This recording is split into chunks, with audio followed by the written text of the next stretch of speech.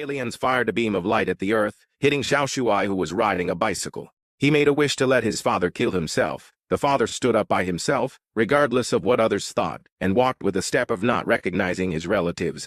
Bravely going to die, jumping on the spot, turning in the air, and perfectly entering the water with a 360-degree. Xiao Shuai was stunned. What happened? He was so scared that he hurriedly sipped a glass of wine to calm down, and accidentally spilled the bottle of wine. Xiao Shuai waved his hand, and the spilled wine immediately returned to the bottle. When he returned to school and looked at the problematic trigger he brought, he casually said that he wanted to blow up the trigger. And the result, Xiao Shuai realized that he had gone too far, and he resurrected all the dead.